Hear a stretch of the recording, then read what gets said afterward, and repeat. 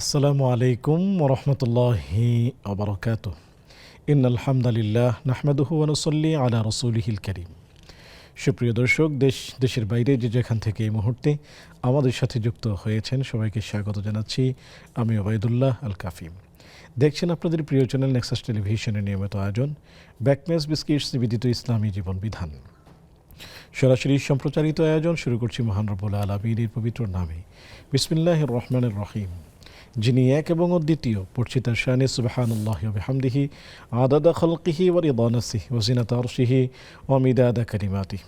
রাসূল করিম সাল্লাল্লাহু আলাইহি ওয়াসাল্লামের শানে পড়ছি আল্লাহুম্মা সাল্লি ওয়া সাল্লিম আলা আবদিকা ওয়া হাবিবিকা মুহাম্মাদিন ওয়া আলিহি ওয়া সাহবিহি আজমাইন। সুপ্রিয় দর্শক, আজ আমরা একটি নির্দিষ্ট বিষয় নিয়ে আলোচনা করব।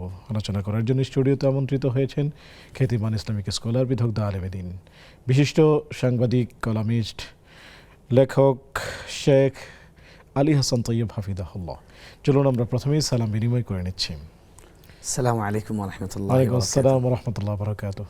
শেখ কেমন আছেন? আলহামদুলিল্লাহ, হাইয়াকাল্লাহ। আপনি কেমন আছেন? আলহামদুলিল্লাহ, আমি ভালো আছি। আপনাকে পেয়ে আমরা খুব আনন্দিত। আমাদের সকল দর্শক নিশ্চয়ই আনন্দ বোধ করছেন। শুকরান। আমাদের দর্শকদের তরফ থেকে এবং নেক্সাস পরিবারের পক্ষ থেকে আপনাকে অনেক শুকরিয়া জানাচ্ছি। বারাকাল্লাহ ফিক। এইরকম সুপ্রিয় দর্শক, আপনাদেরকেও প্রীতি ও শুভেচ্ছা জানাচ্ছি যারা এই মুহূর্তে নেক্সাসের পর্দায় চোখ রেখেছেন এবং আয়োজনটি উপভোগ করছেন।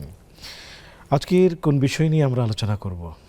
যখন চতুর্দিকে হত্যাযজ্ঞ চলছে, কিয়ামতের আগে নবীজি সাল্লাল্লাহু আলাইহি ওয়াসাল্লাম বলেছেন যে এমন হত্যা হবে যে যিনি হত্যা করেছেন তিনিও জানবেন না কেন হত্যা করলেন, যিনি নিহত হলেন তিনিও জানবেন না কেন নিহত হলেন। আমার কাছে মনে হয় সেই সময়টি বোধহয় চলে এসেছে। সেই আলিফ থেকে 5ই আগস্টের পরে যারাই সত্যের পক্ষে দাঁড়িয়েছে তাদেরকে একে একে খুন করা হচ্ছে। সর্বশেষ হাদি, ইনকিলাব মঞ্চের মুখপাত্র হাদিকে দিয়ে সেটা হাদি পর্যন্ত এসে থেমে নিয়ে এখন আপাতত হয়তো থেমে আছে। এই যে এতগুলো মানুষের প্রাণ, অনেকে কবরে চলে গেছেন, অনেকে চিকিৎসারত অবস্থায় আছেন। ইসলাম কি বলে? একজন মানুষকে চাইলেই কি মেরে ফেলা যায়? নবী সাল্লাল্লাহু আলাইহি ওয়াসাল্লামের বিদায় হজের ভাষণের একটি কথা মনে পড়ছে। তিনি বলেছেন, ইন্না আমওয়ালাকুম ওয়া দিমাআকুম ওয়া আরাদাকুম হারামুন আলাইকুম কাহুরমাতি ইয়াউমিকুম হাদা ওয়া শাহরিকুম হাদা ওয়া বালাদিকুম হাদা। নবীজি সাল্লাল্লাহু আলাইহি ওয়াসাল্লাম পবিত্র মক্কা নগরীর মতোই মানুষের রক্তকে, মানুষের প্রাণকে, মানুষের সম্মান এবং সম্পদকে নিষিদ্ধ করেছেন, সংরক্ষিত করেছেন। কেউ চাইলেই মানুষকে খুন করতে পারবে না, চাইলেই সম্মান নষ্ট করতে পারবে না, চাইলেই মানুষকে অপমান করতে পারবে না। চলুন আমরা এই বিষয়টি নিয়ে শেখের কাছ থেকে বিস্তারিত শুনি।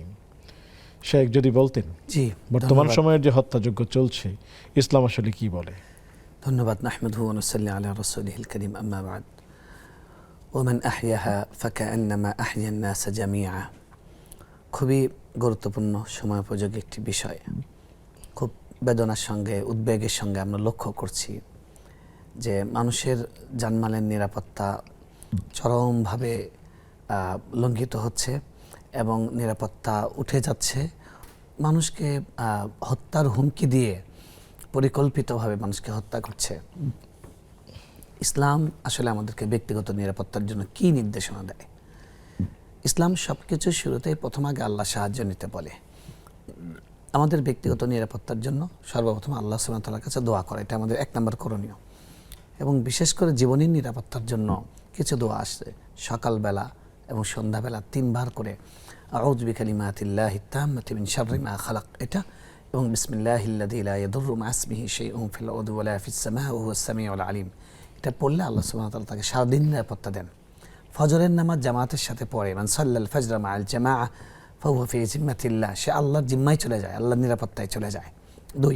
3 নম্বরে যখন মানুষ বাসা থেকে বের হওয়ার সময় যদি সে পড়ে বিসমিল্লাহি তাওয়াক্কালতু আলাল্লাহ লা হাওলা ওয়া লা কুওয়াতা ইল্লা বিল্লাহ, আমি আল্লাহর উপর ভরসা করে আল্লাহর নামে বের হচ্ছি, তো এটা যখন কেউ পড়ে তখন ফেরেশতা বলেন কুফিতা ওয়া হুদিতা ওয়া উকিতা শার, তোমার জন্য নিরাপত্তা আল্লাহর পক্ষ থেকে আমরা ফেরেশতারা যথেষ্ট, তোমাকে সারাদিন সঠিক পথেই পরিচালিত করা হবে এবং তোমাকে সব ধরনের অনিষ্ট থেকে বাঁচানো হবে। এই দোয়া এবং এই আমলগুলো আমরা করব। এবং এর পাশাপাশি ইসলাম শুধু দোয়া করতে বলেনি, তাওয়াক্কুল মানে শুধু আল্লাহর কাছে দোয়া করা নয়, রশি বেঁধে তারপর দোয়া করতে হবে। তো এই জন্য ব্যক্তিগত নিরাপত্তার জন্য আমাদের এই আমলগুলো করার পাশাপাশি আমাদেরকে বুঝে শুনে চলতে হবে যে আমি কোথায় যাচ্ছি, কোন দিকে যাচ্ছি।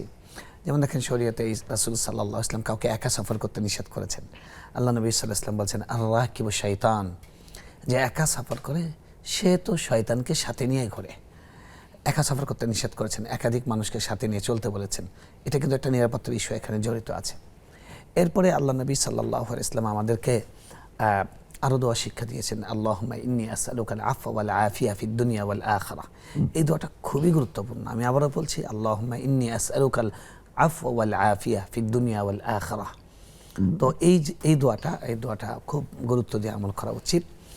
আর নিরাপত্তার যাদের হুমকি হয়েছে, জিডি করে রাখা এবং একা একা বের না হওয়া, একা একা না চলা, এটা একটা, এগুলো মানুষ ব্যক্তিগতভাবে এই কাজগুলো করতে পারে। কিন্তু মানুষের নিরাপত্তার জন্য সবচেয়ে গুরুত্বপূর্ণ দায়িত্ব একটি রাষ্ট্রের। ইসলাম পৃথিবীতে এসছে, ইসলামের মৌলিক কিছু উদ্দেশ্য আছে, এটাকে মাকাসিদুশ শরিয়া বলা হয়। ইসলামের মৌলিক উদ্দেশ্যের মধ্যে একটি হলো মানুষের জানমালের নিরাপত্তা নিশ্চিত করা। আমরা জানি যে মানুষের কিছু মৌলিক অধিকার আছে, তার জীবনের নিরাপত্তা, তার সম্মানের নিরাপত্তা, তার অর্থের নিরাপত্তা, তার বংশের নিরাপত্তা, তার শিক্ষা, স্বাস্থ্য, বাসস্থান, এগুলো ব্যবস্থা করা একটা রাষ্ট্রের দায়িত্ব। ইসলামও এগুলোকে খুব গুরুত্ব দেয়। ইসলামেও এগুলো মৌলিক উদ্দেশ্য। এই কাজগুলো যদি একটি রাষ্ট্র করতে না পারে, তাহলে ওই রাষ্ট্র পরিচালনায় যারা থাকবেন তারা ইসলামের দৃষ্টিতে ব্যর্থ এবং তারা নিজেরা অপরাধী হিসেবে তারা গণ্য হবেন। আপনি যে হাদিসটা ইঙ্গিত করেছেন, রাসূল সাল্লাল্লাহু আলাইহি ওয়াসাল্লাম বিদায় হজের ভাষণে তিনি বলেছেন, ইন্না দিমাআকুম, নিশ্চয় তোমাদের জীবন, তোমাদের রক্ত, তোমাদের সম্পদ, তোমাদের সম্মান, ওয়া আ'রাদাকুম ওয়া আমওয়ালাকুম হারামুন আলাইকুম কাহুরমাতি ইয়াউমিকুম হাযা ফি বালাদিকুম হাযা ফি শাহরিকুম হাযা। এই শহরের মতো, এই দিনের মতো, এই মাসের মতো তোমাদের জন্য সম্মানিত, এটা হারাম, এটা লঙ্ঘন করা যাবে না। আল্লাহ রাসূল সাল্লাল্লাহু আলাইহি ওয়াসাল্লাম বলছেন যে সে ব্যক্তি কোনো মুসলিমই নয় যার হাত এবং মুখের অনিষ্ট থেকে অন্য নিরাপদ নয়। যে ব্যক্তি একজন নিরাপদ মানুষকে হত্যা করে, সে যেন পুরা মানব জাতিকে হত্যা করে। তো আমাদের রাষ্ট্রের প্রথম দায়িত্ব সেটা মানুষের জানমালের নিরাপত্তা করা, নিশ্চিত করা। জানমালের নিরাপত্তা নিশ্চিত করার জন্য একটা রাষ্ট্রের যেটা করতে হবে, বিচার নিশ্চিত করতে হবে। বিচারের মধ্যে কোনো দীর্ঘসূত্রিতা, কোনো পক্ষপাত, কোনো রকমের মানে ছলচাতুরি করে বের হয়ে যাওয়ার সিস্টেম একটা বিচার ব্যবস্থায় থাকতে পারবে না। যদি থাকে সেটা কোনো বিচার ব্যবস্থা নয়, সেটা কোনো সভ্য রাষ্ট্র নয়। কোরআনে আল্লাহ রাব্বুল আলামিন বিধান দিয়েছেন যে কুতিবা আলাইকুমুল কিসাস, তোমাদের জন্য কিসাসের বিধান রাখা হয়েছে। আল্লাহ রাব্বুল আলামিন নির্দেশ দিয়েছেন স্পষ্ট, যদি কোনো নিরাপদ মানুষকে কেউ হত্যা করে তাহলে তার প্রকাশ্য তার মৃত্যুদণ্ড কার্যকর করা হবে, তাকে মৃত্যুদণ্ড দেওয়া হবে। আন্না নাফসা বিন নাফস, প্রাণের বিনিময়ে প্রাণ। কিন্তু আজকের রাষ্ট্রগুলো বলে কি এটা বর্বরতা, এটা বর্বরতা। আল্লাহ বলেছেন ওয়াফিল কিসাস হায়াতুন ইয়া উলিল আলবাব, কিসাস তোমাদের জীবনের নিরাপত্তা দেয়। একজন হত্যাকারীকে যদি আপনি একটা হত্যা করার পরে তার মৃত্যুদণ্ড দিয়ে দেন, তাহলে তার হাত থেকে 100টা মানুষ, নিরাপদ মানুষ বেঁচে যাবে। আর আপনি যদি তার উপর অনুকম্প দেখান, আরো 100 জন মানুষের জীবনের ঝুঁকি সে তৈরি করবে। ইনশাআল্লাহ তাআলা আমরা এখান থেকেই শুনবো। দুজন দর্শককে আমরা যুক্ত করে নিচ্ছি ইনশাআল্লাহ। আসসালামু আলাইকুম ওয়া রাহমাতুল্লাহ। ওয়ালাইকুম আসসালাম ওয়া রাহমাতুল্লাহ। হুজুর, আমার দুটি প্রশ্ন। জি, প্রথম প্রশ্ন হলো, শরীরের অবাঞ্ছিত রোম কাটার পরে গোসল না করে রোজা নামাজ করা যাবে কিনা? আমার প্যারালাইসিসের।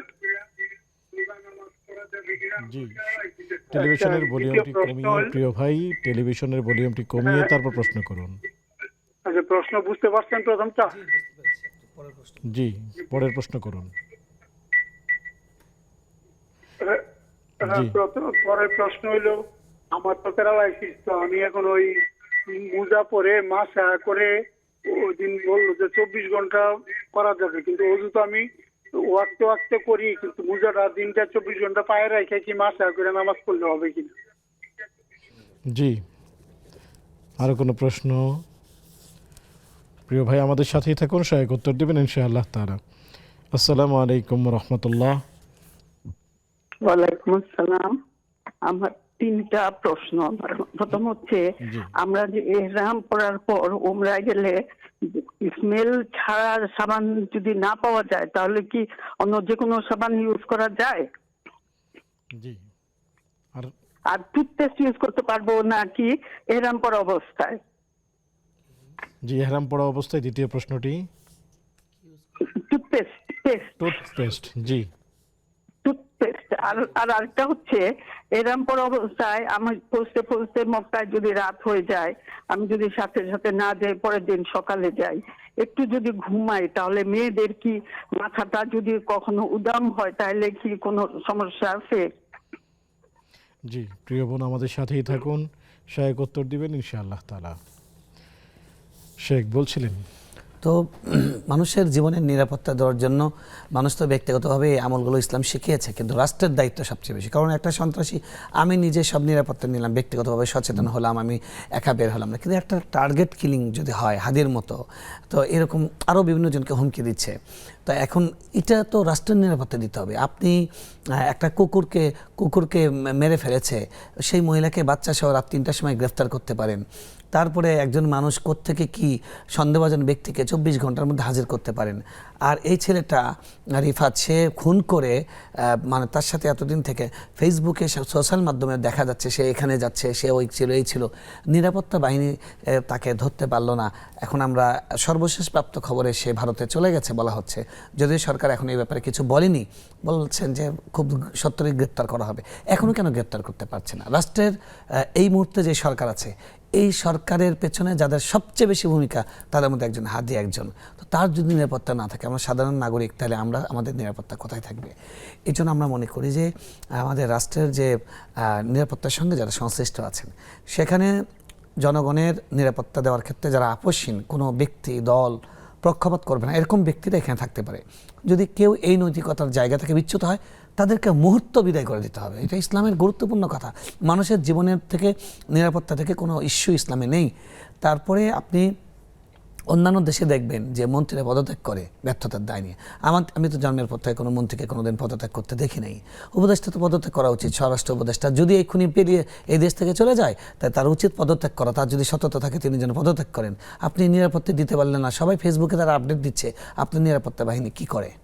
তারপরে কথা হলো যে আমাদের বিচার বিভাগ, অনেক খুন হয়েছে, বিচারের দৃষ্টান্ত এখনো পর্যন্ত আমরা এক বছরে একটা বিচার দেখি নাই। এই যে প্রদীপ মেজর সিনহাকে হত্যা করেছে, তার মৃত্যুদণ্ড রায় হয়েছে এবং মানে উচ্চ আদালত থেকে রায় হয়েছে, কেন কার্যকর করা হচ্ছে না? কেন তারা সাহস পায় না? ইভেন খেলনা পিস্তল নিয়ে, খেলনা অস্ত্র নিয়ে যদি কেউ তাকে গ্রেফতার করা হয়েছে এবং তার কোনো জামিন নেই, দামি বন্দুক নিয়ে, কিন্তু যারা একেবারে কালার সন্ত্রাসী, তাদেরকে জামিন দেওয়া হয়েছে। শেখ, আমরা বিস্তারিত শুনবো ইনশাআল্লাহ একটি বিরতি থেকে এসে। সুপ্রিয় দর্শক, দেখছেন আপনাদের প্রিয় আয়োজন ব্যাকম্যাচ বিস্কিটস নিবেদিত ইসলামী জীবন বিধান। অনুষ্ঠানের এই পর্যায়ে নিচে ছোট্ট একটি বিজ্ঞাপন বিরতি, ফিরছি একটু পর, আমাদের সাথেই থাকুন।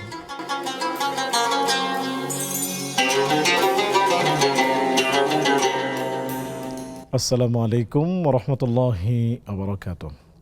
সুপ্রিয় দর্শক, বিরতির পর সাদর আমন্ত্রণ জানাচ্ছি আপনাদের প্রিয় আয়োজন ব্যাকম্যাচ বিস্কিটস নিবেদিত ইসলামী জীবন বিধানে। আলোচনা করছেন শেখ আলী হাসান তৈয়ব, সাথে আছি আমি ওবায়দুল্লাহ আল কাফি। আলোচনা চলছে জীবনের নিরাপত্তায় ইসলাম। পেয়েছি আপনাদের বেশ কিছু প্রশ্ন, জানতে চলে যাচ্ছি সরাসরি শেখের কাছে। শেখ, যদি বলতেন একজন মানুষের ফরজ গোসলের বিধানটা কি, যদি বলতেন। ফরজ গোসল, যখন কারো উপর গোসল ফরজ হয়, তিনি সুন্নাত তরিকায় গোসল করবেন। প্রথমে ওযু করবেন, আগে নাপাক অংশ পরিষ্কার করবেন, তারপর ওযু করবেন, তারপর পুরো শরীর পবিত্রতা অর্জন করবেন এবং পবিত্রতা অর্জনের নিয়ত শুরুতে করে নেবেন। যদি এ জাতীয় কোনো কিছু না হয়, শরীর থেকে যদি রক্ত বের হয় কোনো অংশ থেকে, তাকে কি গোসল করতে হবে? জি না, শরীর থেকে রক্ত বের হলে গোসল হয় না। সেখানে ওযু ফরজ, মানে ওযুটা থাকলে ওযু নষ্ট হয়ে যাবে, ওই জায়গাটা ধুয়ে তিনি ওযু করে ফেলবেন, তাহলে তিনি পবিত্র হয়ে যাবেন। জাযাকুমুল্লাহু খায়রান। মোজা পরার বিধান কি, যদি বলতেন। জি, জিজ্ঞেস করেছিলেন যে মোজা, তিনি প্যারালাইজড মানুষ, তিনি মোজা পরতে পারেন। মোজা পরে 24 ঘন্টা থাকা যায় তিনি জানেন, তো তিনি সেটা পড়তে পারেন কিনা। দেখুন, আল্লাহ রাব্বুল আলামিন সুযোগ দিয়েছেন মোজার উপর মাসা করা। এটা ইসলামের ছাড়, ইসলামে অনেক বিষয়ে ছাড় দেওয়া হয়েছে, মানুষের সহজতা করা হয়েছে। সেটার একটা দৃষ্টান্ত হলো এই মোজার উপর মাসা করা। আল্লাহ রাব্বুল আলামিন এই সুযোগটা দিয়েছেন।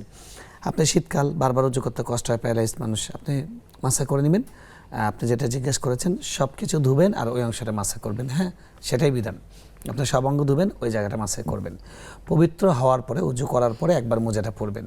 24 ঘন্টা বাসায় থাকা অবস্থায় একদিন এক রাত যদি সফরে থাকেন 3 দিন পর্যন্ত আপনি এটার উপর মাসা করতে পারবেন। এটা অবশ্যই করতে পারবেন, এটা হারিয়ে যাওয়া সুন্নাহ আদায় হয়ে যাবে, সওয়াব পাবেন। শুকরিয়া, জাযাকুমুল্লাহ। এরকম। শেখের কথাগুলো আমি আবারও বলছি যে মোজা পরার বিধান, যিনি মুকিম বাসায় আছেন তিনি 24 ঘন্টা মানে যখন তিনি পবিত্র হয়ে পড়লেন ঠিক তখন থেকে 24 ঘন্টা পর্যন্ত মোজা না খুলে সেই মোজার উপর মাসেহ করবেন। কিন্তু যদি সফরে থাকেন ব্যক্তি তাহলে একবার পরিধান করার পরে একই মোজার উপর 3 দিন 3 রাত্র মাসেহ করতে পারবেন। শেখ,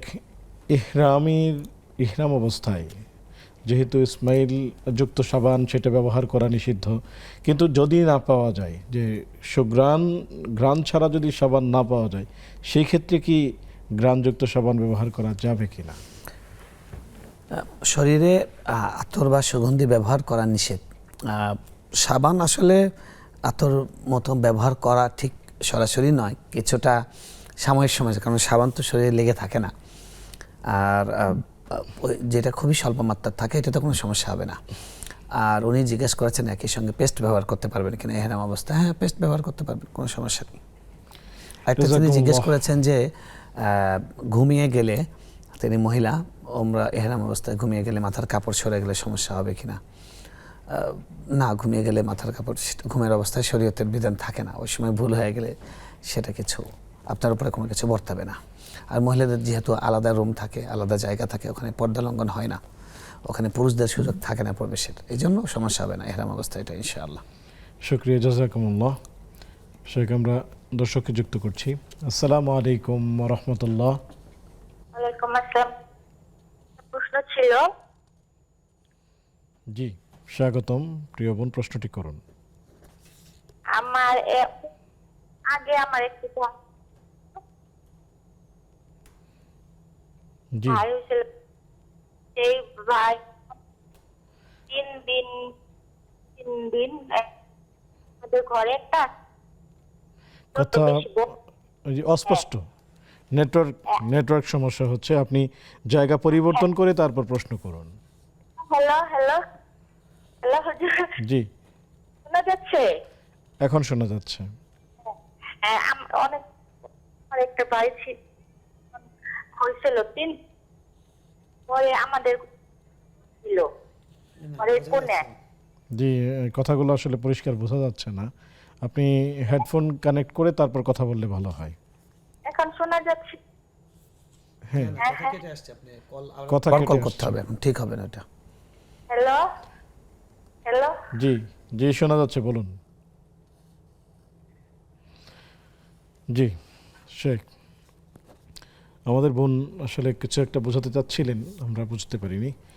তো আমাদের একজন বোন জানতে চেয়েছিলেন, আপনি উত্তর যদিও দিয়েছেন যে রাত হয়ে গেল যেতে যেতে, সেই ক্ষেত্রে তিনি যদি উমরার কাজ সম্পন্ন না করে তিনি ঘুমিয়ে এক রাত ঘুমিয়ে আচ্ছা, তারপর পরের তিনি দিন আসলে করতে পারবেন কিনা, পরের দিন উমরা তিনি করতে পারবেন হ্যাঁ, কিনা? এটা একটা গুরুত্বপূর্ণ প্রশ্ন, কারণ যারাই সফরে যান বেশিরভাগই রাতেই পৌঁছান, তো সেই টায়ার্ড থাকে, কোনো সমস্যা নেই। আপনি গিয়ে হোটেলে ঢুকে যাবেন, তারপরে রাত্রি যাপন করে সকালে ফজরের আগে বা ফজরের পরে গিয়ে আপনি তাওয়াফ করে তারপরে সাই করে আপনার উমরা সম্পন্ন করতে পারবেন। তখন কি কি বিষয়ে সতর্কতা অবলম্বন করতে হবে যদি এরকম? সতর্কতা তো প্রত্যেকেই উমরায় যাওয়ার আগে তাদেরকে জেনে নিতে হবে যে এহরাম অবস্থায় কোন কোন কাজ নিষিদ্ধ, সেই কাজগুলো যেন না হয়ে যায় সেটা সতর্কতা অবলম্বন করতে হবে। এবং সুন্নাহ অনুযায়ী না প্রত্যেকটা কাজ যেন হয়, এহরামের সময়, তাওয়াফের সময়, সাইয়ের সময়, এটা খেয়াল করা,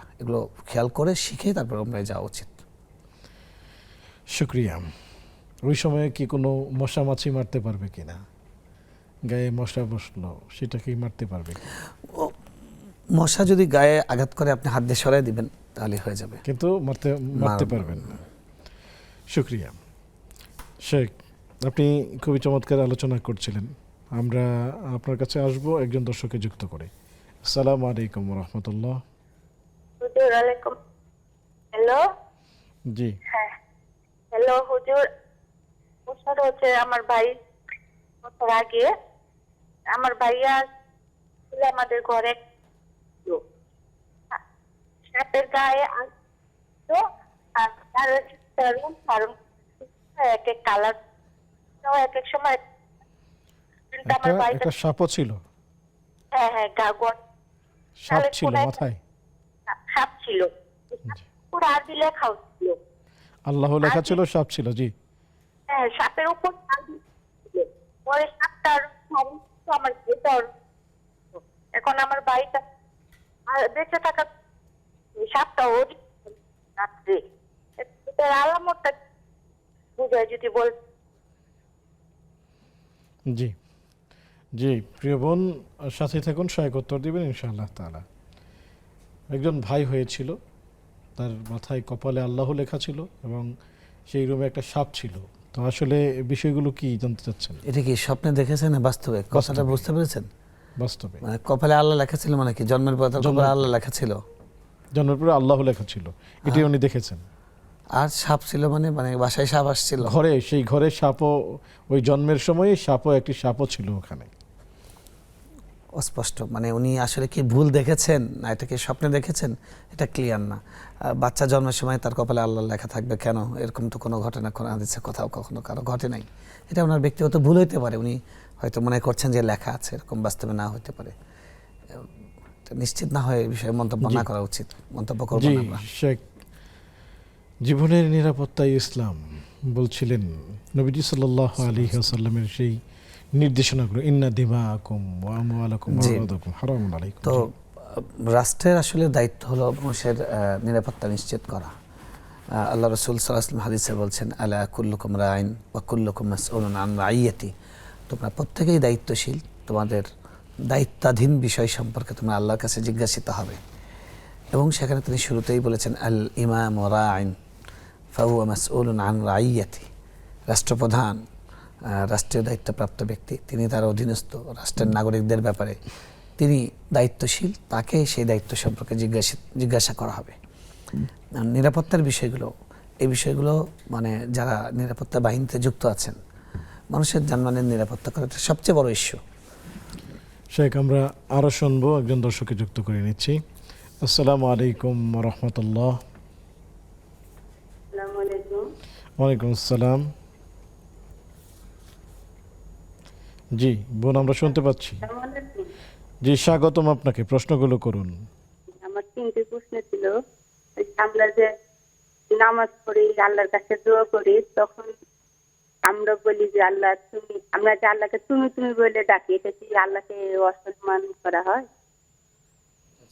জি, আরো কোনো প্রশ্ন? আর 2 নম্বর প্রশ্ন হলো, আমরা যে নিত্যদিনের কাজ করি বাসায়, কাপড় চোপড় কাটি, কাপড়ে যদি না পাকি না থাকে, তো সেই কাপড় পরে কি নামাজ পড়া যাবে জোহরের ওয়াক্ত হয়ে গেলে? জি, আর মৃত ব্যক্তির ছবি মোবাইলে রাখা যায়?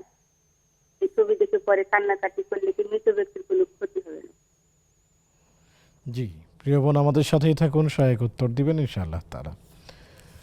সুপ্রিয় দর্শক, দেখছেন আপনাদের প্রিয় আয়োজন ব্যাকম্যাচ বিস্কিটস নিবেদিত ইসলামী জীবন বিধান। সময় হলো একটি বিজ্ঞাপন বিরতিতে যাবার, ফিরছি একটু পর, আমাদের সাথেই থাকুন।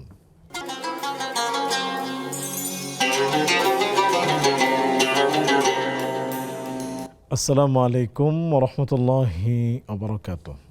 সুপ্রিয় দর্শক, বিরতির পর সাদর আমন্ত্রণ জানাচ্ছি আপনাদের প্রিয় আয়োজন ব্যাকম্যাচ বিস্কিটস নিবেদিত ইসলামী জীবন বিধানে। আলোচনা করছেন শেখ আলী হাসান তৈয়ব, সাথে আছে আমি ওবায়দুল্লাহ আল কাফি। পেয়েছি আপনাদের বেশ কিছু প্রশ্ন, জানতে চলে যাচ্ছি সরাসরি শেখের কাছে। শেখ, নামাজ শেষে আমরা সবাই দোয়া করে থাকি, দোয়ায় অনেকে আল্লাহ তাআলাকে আপনি বলে সম্বোধন করেন, অনেকেই তুমি বলে। তুমি বলে সম্বোধন করলে কি শিষ্টাচারের খিলাফ হবে কিনা? না, কোনো সম্পর্ক নেই। তুমি আসলে 2টা অর্থে ব্যবহার হয়, একটা হলো মানে তুচ্ছ করার জন্য, আর একটা হলো নৈকট্য, ভালোবাসা, গভীরতা বোঝাবার জন্য। স্বামীরা স্ত্রীকে তুমি বলেন, প্রেমিক প্রেমিকাকে তুমি বলেন, তারপরে বন্ধুবান্ধব ক্লোজ যারা তুমি বলেন। তো এই জন্য এটা হলো যিনি দোয়া করছেন তার আবেগটা কি, তিনি আল্লাহকে ভালোবাসা বোঝাতে যাচ্ছেন, সেই জায়গা থেকে তুমি বলাতে কোনো সমস্যা নেই। শুকরান, জাযাকুমুল্লাহ। আরও আছে প্রশ্ন, আমরা একজন দর্শককেও যুক্ত করব। আসসালামু আলাইকুম ওয়া রাহমাতুল্লাহ। ওয়ালাইকুম আসসালাম ওয়া রাহমাতুল্লাহ। আপনাদের আজকে দেখে স্টুডিওতে সেই দিনটির কথা মনে পড়ে গেল। সম্মানিত শায়েখ আপনারা এবং নেক্সাস স্টুডিওতে সম্ভবত দিনটি ছিল প্রতিষ্ঠা বার্ষিকী কিংবা ঈদের অনুষ্ঠান ছিল। সেদিন নেক্সাস স্টুডিওতে একটা বেহেশতি জান্নাতি পরিবেশ তৈরি হয়েছিল। আমরা এরকম অনুষ্ঠান চাই। আর আপনাদেরকে সবাইকে অনেক সম্মান, সুস্থতা কামনা করি, দীর্ঘায়ু কামনা করি। আমার প্রশ্নটি হলো, কোরআনুল করিম আমরা তো পড়ি সাধারণত সূরা ফাতিহা দিয়ে, তারপরে দরুদ শরীফও পড়ি অনেক সময়, কিন্তু এখন শুনলাম যে দরুদ শরীফ পড়তে হবে, দরুদ ইব্রাহিম কিংবা যে কোনো দরুদ শরীফ। আসলে হয় কি, বেশি কোয়ারি করতে চাচ্ছি এই জন্য যে আমরা তো দুনিয়া থেকে চলে যাব, দেখা গেল ওই পারে যে আর তো ফিরে আসার উপায় নাই। তো আমরা যদি ভুল ভ্রান্তি নিয়ে যাই, সেই ভয়ের জন্যই শুধু একটু যাচাই করে নেওয়া আর কি। সম্মানিত শায়েখের কাছে জানতে চাচ্ছি। আসসালামু আলাইকুম। অনেক অনেক শুকরিয়া, জাযাকুমুল্লাহু খায়রান। আল্লাহ তাআলা সত্যিই আপনার যে কথাটি আমাদেরকেও আসলে স্মরণ করিয়ে দিলেন, আমরা আসলে কেউই থাকবো না। 100 বছর পরে অথবা 120 বছর পরে আমরা সবাই মাটির নিচেই চলে যাব। বুদ্ধিমানের কাজ হলো পৃথিবীতে থাকা অবস্থায় সেই কথা খেয়াল করে সেই কবর এবং আখেরাতের সামানাগুলো তৈরি করা। শুকরিয়া, আপনি অথেন্টিক জানতে চাচ্ছেন এবং এটি হওয়া উচিত। শেখ, আমরা আপনার কাছেই ফিরছি। যদি বলতেন যে কাপড়ে যদি কাপড় কাচতে গিয়ে যে নাপাক কাপড়গুলো কাচা হয়, তো এর মাঝে যদি নামাজের সময় হয়, যদি পবিত্র কাপড় পরিধানে থাকে, সেক্ষেত্রে কি নামাজ পড়তে কোনো অসুবিধা হবে কিনা? কোনো অসুবিধা নেই, শুধু হাতটা আপনি পবিত্র পানি দিয়ে হাতটুকু ধুয়ে আপনি নামাজ পড়তে চলে যাবেন। কারণ নাপাক পরিষ্কার করতে গেলে কারো ওজু নষ্ট হয় না, কিন্তু নাপাক যদি হাতে ভরে তাহলে সেই জায়গাটা ধুয়ে ফেলতে হবে। তো আপনি কাচতে গেলে হাতে ভরতে পারে, এই জন্য হাতটুকু ধুয়ে নামাজ পড়বেন, কোনো সমস্যা নেই। জাযাকুমুল্লাহু খায়রান। মৃত ব্যক্তির ছবি মোবাইলে যদি ধারণ করে রাখা হয় এবং মাঝে মধ্যে তাকে দেখে, সেই ছবি দেখে তাকে স্মরণ করে যদি একটু কান্নাকাটি হয়, দোয়া হয়, সেক্ষেত্রে কি মৃত ব্যক্তির কোনো আযাব বা শাস্তি হবে কিনা? আচ্ছা, এটার জন্য মৃত ব্যক্তির শাস্তি হবে না, তবে যারা জীবিত তাদের এটা করা উচিত নয়। আপনার মৃত ব্যক্তিকে স্মরণ করার জন্য ছবি ইসলাম সবসময় নিরুৎসাহিত করে। তো সেই ক্ষেত্রে আপনার তাকে স্মরণ করার জন্য, তাকে মনে করার জন্য, তার জন্য দোয়া করার জন্য কেন ছবি লাগবে? আপনার বাবা মারা গেছে, আপনি তার সবচেয়ে বড় জীবন্ত স্মৃতি, আপনি তার সন্তান, আপনাকে উনি রেখে গেছেন, আপনি ওনার রক্তে, ওনার ঔরসে আপনি বড় হয়েছেন। তারপরে তাদের কত স্মৃতি থাকে, তাদের ব্যবহৃত জিনিসপত্র থাকে, এরপরে স্মৃতিতেও তো অনেক কিছু থাকে। ছবি দিয়ে স্মৃতি মনে করা, এটা ইসলাম এই জিনিসটা চায় না। কারণ এই ছবি, ভাস্কর্য, এগুলো একসময় মানুষকে শিরকের দিকে নিয়ে যায়। তো আপনি আপনার মৃত ব্যক্তিকে স্মরণ করার জন্য তাকে দোয়া করবেন, তার ভালো কাজগুলোর কথা, ভালো গুণগুলো আলোচনা করবেন, এভাবে তাকে স্মরণ করবেন এবং দোয়া করবেন। শুকরান, জাযাকুমুল্লাহু খায়রান।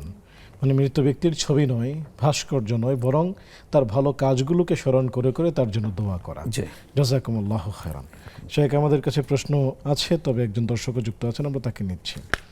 আসসালামু আলাইকুম ওয়া রাহমাতুল্লাহ। ওয়ালাইকুম আসসালাম ওয়া রাহমাতুল্লাহি ওয়া বারাকাতুহু। শেখ, আমার প্রশ্ন দুটি। জি। আমার প্রথম প্রশ্ন, আমাদের তো অনেকেরই আলহামদুলিল্লাহ সূরা মুলক মুখস্থ আছে। এখন আমাদের যখন পিরিয়ড চলাকালীন সময়, রাতের যে কোনো সময় এই মুলক অথবা সূরা বাকারার শেষের 2 আয়াত আমরা পড়ে নিতে পারবো কিনা সেই পিরিয়ড চলাকালীন সময়? আর আমার দ্বিতীয় প্রশ্ন হলো, আমাদের তো সাংসারিক অনেক কাজকর্ম করতে হয়, তাই ইদানিং আমি ফেসবুকে একটা কথা লেখা দেখলাম যে বেলা 12টার পরে ঘর মুছলে নাকি অমঙ্গল। তাই আমার তো ঘর মুছতে আপনার প্রায় 3-4টা বেজে যায়, সব কাজ শেষে আমি ঘর মুছি। তাই উনি আবার লিখছে যে ওই সময় ঘর মুছতে, 12টার পরে ঘর মুছলে ওই পানির ভিতরে একটু লবণ দিয়ে মুছলে নাকি আর কোনো অমঙ্গল থাকে না। এখন কথাটা আমি বিশ্বাস করতে পারতেছি না, কিন্তু কথাটা কতটুকু হাদিস সম্মত এটা আমাদের জানাবেন। আর যদি কোনো হাদিস সম্মত না হয়, তাহলে যারা সোশ্যাল মিডিয়ায় এরকম বিভ্রান্তিকর কথা সৃষ্টি করে তাদের উদ্দেশ্যে কি বলবেন? শুকরিয়া, প্রিয় বোন, আমাদের সাথেই থাকুন, শেখ উত্তর দিবেন ইনশাআল্লাহ তাআলা। শেখ, যদি বলতেন যে আমাদের বোন স্মরণ করিয়ে দিলেন যে আমরা আসলে কেউই পৃথিবীতে থাকবো না, সত্যি আমরা কেউ থাকবো না, তো যতদিন আমরা আছি আমরা যেন অথেন্টিক কোরআন এবং হাদিসের জ্ঞান চর্চা করে করে যেতে পারি। তিনি জানতে চেয়েছেন যে কোরআনুল কারীম পড়ার সময় দুরূদ শরীফ পড়তে হবে কি না। আচ্ছা, কোরআন পড়ার সময় যেটা আল্লাহ আমাদেরকে শিক্ষা দিয়েছেন সেটা হলো ফাস্তাইজ বিল্লাহি মিনাশ শাইতানির রাজিম, অর্থাৎ শুরুতে আউযু বিল্লাহ পড়া, তারপরে বিসমিল্লাহ পড়া। এটা হলো কোরআন তেলাওয়াতের আদব। আর কোরআন তেলাওয়াতের বরকতটা বেশি করে পাওয়ার জন্য কিছু আদব আছে। সেটার মধ্যে একটা হলো মানে পবিত্র হয়ে বসা, কিবলা দিক হয়ে বসা, নির্জনে বসার চেষ্টা করা এবং মনোযোগ দিয়ে তেলাওয়াত করা, এবং শুরুতে মানে দরুদ পড়ে নেওয়া। যে কোনো আমল দরুদের মাধ্যমে যদি করা হয় তাহলে সেই আমলটা আল্লাহ সুবহানাহু ওয়া তাআলা বেশি পছন্দ করেন, সেটাকে দ্রুত কবুল করেন। তো আপনার এই ইবাদত, কোরআন তেলাওয়াতের ইবাদত, এই ইবাদতটা কবুল যেন আল্লাহর কাছে হয়, এটার জন্য শুরুতে দরুদ পড়ে নেওয়াটা এটা মানে একটা আদব, এক্সট্রা একটা আদব, কোরআনের তেলাওয়াত শুরুর আগের আদব। আল্লাহ রাব্বুল আলামিন আমাদেরকে পালন করার তৌফিক দান করুন। যেমনটি বললেন, আমি আবারও স্মরণ করিয়ে দিচ্ছি যে পাক পবিত্র হয়ে বসা, কিবলামুখী হয়ে বসা এবং একাকী বসা, যেন কোরআনুল কারীমের তিলাওয়াত তো মূলত আল্লাহ রাব্বুল আলামিনের সাথে সরাসরি কথা বলা, তো সেই কথাটা যেন নির্জনে হয়, একাকী হয়, তাহলে এটি সবচেয়ে ভালো। জাযাকুমুল্লাহু খাইরান। শেখ, প্রশ্ন আমাদের কাছে, কিন্তু আমরা দর্শককে যুক্ত করতে চাই। আসসালামু আলাইকুম ওয়া রাহমাতুল্লাহ। ওয়ালাইকুম আসসালাম। ওয়ালাইকুম আসসালাম। জি, স্বাগতম প্রিয় বোন, প্রশ্নগুলো করুন। জি হুজুর, আমার দুইটা প্রশ্ন। টেলিভিশনের ভলিউমটি কমিয়ে তারপর প্রশ্ন করুন। জি আচ্ছা। যে আমার 1 নম্বর প্রশ্ন হলো হুজুর, যে আমরা তো শহরে বাসাবাড়িতে থাকি, আমাদের যে মুরগি যখন আনে ওইটা তো জবাই করার কোনো জায়গা থাকে না। আমরা বাথরুমে যে এই সাইডে গোসল করার যে সাইডটা থাকে ওই সাইডে বসে আমরা ওইটা জবাই করি, এটা কি আমাদের হালাল সম্মত হবে কিনা? আর 2 নম্বর প্রশ্ন হলো হুজুর, ওই যে ফরজ গোসল সম্পর্কে যেটা বললেন, আমরা তো ফরজ গোসল করি, যে গোসলের যে নিয়মটা করে ওই গোসলের ওইটা করে তারপর ডান দিকে পানি দিই, বাম দিকে পানি দিই, তারপর মাথায়, তারপর নিচের কোমরের নিচে দিয়ে পানি দিয়ে সারা শরীর ধৌত করি, এটা কি আমাদের এরকম কি হবে? আসসালামু আলাইকুম। জি প্রিয় বোন, আমাদের সাথে থাকুন, সহায়ক উত্তর দিবেন ইনশাআল্লাহ তাআলা। শেখ, যদি বলতেন যে পিরিয়ড চলাকালীন সময়ে আমাদের মুলক পড়া, মা বোনেরা আলহামদুলিল্লাহ নিয়মিত কোরআন তেলাওয়াত করেন, এটি হলো আমাদের জন্য খুশির কথা এবং প্রতিটি মুসলিমের এটি করা উচিত। শেখ, এখন যেহেতু প্রাকৃতিক একটি সংকট এবং সমস্যা তাদের থাকে, বিশেষ অবস্থা, জি বিশেষ সেই অবস্থা চলাকালীন সময়ে সূরা মুলক অথবা কোরআন কারীমের তিলাওয়াত ওনারা করতে পারবেন কি? না প্রিয় বোন, আপনি ওই সময় কোরআন তেলাওয়াত করবেন না, কোরআন তেলাওয়াত করা যাবে না। এটা আল্লাহর পক্ষ থেকে বিধান, আল্লাহ ছাড় দিয়েছেন। যে আল্লাহ কোরআন তেলাওয়াত পছন্দ করেন সে আল্লাহ বিধান দিয়েছেন এই সময় কোরআন তেলাওয়াত আপনি করবেন না। রাসূল সাল্লাল্লাহু আলাইহি ওয়াসাল্লাম আপনার আমার জন্য একটা সুন্দর ঘোষণা দিয়েছেন, সেটা হলো যদি কেউ কোনো আমল নিয়মিত করে, সেটা সফরের কারণে কিংবা অসুস্থতার কারণে যদি সেটা পরবর্তীতে সেখানে ব্যত্যয় ঘটে, সেটা করতে না পারে, না করলেও আল্লাহ তাআলা রেগুলার করেন বলে তাকে ওটা করার সওয়াব তাকে দান করবেন। সুবহানাল্লাহ ওয়া বিহামদিহি। আর আধুনিক যুগে টেকনিক্যালি একটা কাজ করতে পারেন, আপনি শুনে নিতে পারেন, যদি মনটা মানে সান্ত্বনা দিতে না পারেন যে না আমি তো প্রতিদিন পড়ি, আজকে পড়বো না, কেমন লাগছে, তো আপনি ইউটিউব থেকে, মোবাইল থেকে আপনি শুনে নিতে পারেন, চুপচাপ শুনলেন। তাহলে শেখ, জাযাকুমুল্লাহ, এই বিষয়টি বলাতে খুব সুন্দর হয়েছে, কারণ কোরআন তেলাওয়াত করা যেমন ইবাদত, কোরআন তেলাওয়াত শোনাটাও ইবাদত। আল্লাহ রাব্বুল আলামিন যেন আমাদের বোনকে সেটি করার তৌফিক দান করেন এবং সেই সুসংবাদটি দারুণ যে যিনি নিয়মিত করছেন তিনি কোনো কারণে যদি পড়তে না পারেন তাহলে পড়ার সওয়াব আল্লাহ তাআলা ওনাকে দিবেন। জাযাকুমুল্লাহ। শেখ, এখানে আমাদের বোন জানতে চেয়েছেন যে সংসারে এই মুহূর্তে আমরা যদি বলি যে বাসা বাড়িতে, আমাদের একজন জানতে চেয়েছেন যে বাসা বাড়িতে মুরগি আনা হলে যেহেতু জবাইয়ের কোনো জায়গা থাকে না, ওনারা সেটা বাথরুমে নিয়ে জবাই করেন, তো এটি আসলে ঠিক আছে কিনা?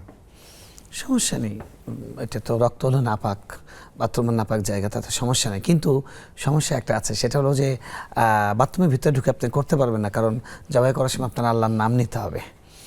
এই জন্য আপনি এমনভাবে করলেন যে নাপাকটা বাথরুমে চলে গেল, কিন্তু আপনারা বাথরুমের বাইরে থেকে জবাই করতে হবে। কারণ আপনি জবাই করার সময় যদি বিসমিল্লাহ না বলেন, আল্লাহর নাম না নেন, তাহলে আপনার ওটা হালাল হবে না।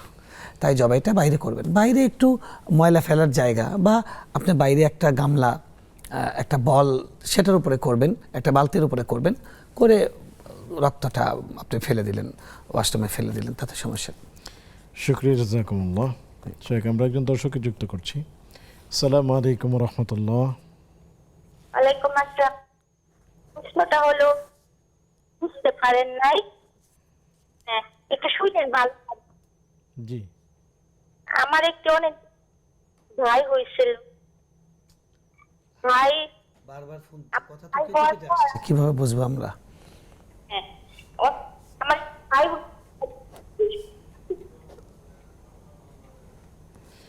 জি, আমাদের শেখ। ঘরে জি, জি।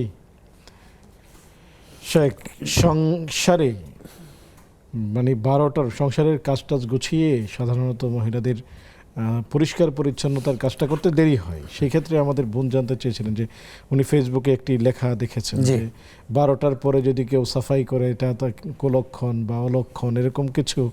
তো এখন যদি কেউ পানির সাথে লবণ মিশিয়ে করে, তাহলে কোনো প্রবলেম নেই, এই জাতীয় কোনো বিষয়? আচ্ছা, আপনি জানেন? এই বিষয়টা পুরোটাই একদম বানোয়াট। আপনি যখন সুযোগ হবে তখন আপনি আপনার ঘর ধোয়া মোছা করবেন, এ ব্যাপারে শরীয়তের কোনো বিধিনিষেধ নেই। এটা সম্পূর্ণ একটা বানোয়াট কথা, মন চাই কথা। আপনি বলেছেন যে যারা এরকম কথা ফেসবুকে লেখে তাদের ব্যাপারে কথা বলে। দেখুন, ফেসবুক এটা কোনো শরীয়তের দৃষ্টিকোণ থেকে কোনো অথেন্টিক জায়গা না। ফেসবুক থেকে আপনি মানে জ্ঞান নিতে পারবেন যখন যিনি লিখেছেন বা যিনি বক্তব্য দিচ্ছেন তিনি অথেন্টিক পার্সন হন। কত কি পাগলে কি না বলে, ছাগলে কি না খায়, একটা কথা আছে না? তো ফেসবুক তো সবাই ওখানে লেখক, ফেসবুক রাইটার সবাই ফেসবুক লেখক না। ফেসবুকে আপনি ফেসবুকের থেকেও যারা অথেন্টিক পার্সন তাদের কথাগুলোই নেওয়া যাবে, অন্যদের কথা নেওয়া যাবে না। যারা এরকম কথা বলে না জেনে বলে, তারা গুনার কাজ করে। না জেনে কোনো কিছু বলা বা লেখা এটা একটা কবিরা গুনাহ। যারা এই কাজ করে আল্লাহ তাআলা তাদের হেদায়েত দান করেন। জাযাকুমুল্লাহ, জাযাকুমুল্লাহ। সুপ্রিয় দর্শক, আরও একটি বিরতি নিচ্ছি, আমাদের সাথেই থাকুন।